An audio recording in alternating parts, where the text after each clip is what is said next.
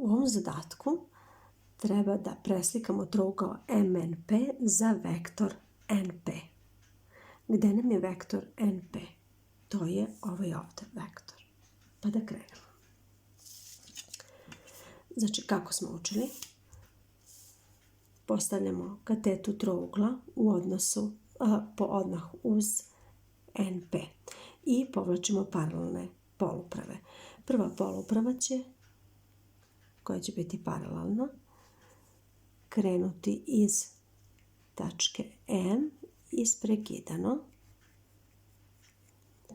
Druga, paralelno ponovo vektoru NP, kreće iz tačke N i ona će se poklopiti sa polupravom, ne u potpunosti, jednim delom, koja kreće iz tačke P.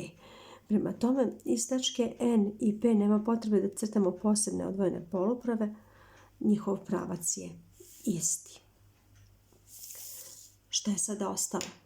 Da prenesemo, odnosno da odredimo samo tačke M1, N1 i P1. Kako? Pošto preslikavamo za vektor NP, merimo dužinu vektora NP, odnosno igla šestara ide u tačku N, grafit u tačku P. I ja ću prvo preneti tačku M. Ovo rastojanje. Idem sada gore, igla šestara ide u tačku N, povlačim luk. Ova tačka ovdje bit će tačka M1.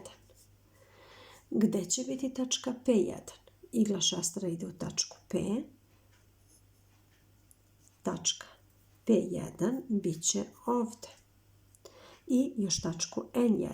Igla šestara ide u tačku N, grafit ovdje i vidimo da se tačka N1 poklopila sa tačkom P. Jasno jer je to ta dužina vektora. Kako smo dobili sve tri tačke? Samo ih spojimo i dobit ćemo trougao. Spajamo M1 i N1, M1 i P1 i još spajamo N1 i P1. I evo, preslikavanjem, odnosno translacijom, trougla NMP za vektor NP dobili smo trougao M1, N1, P1.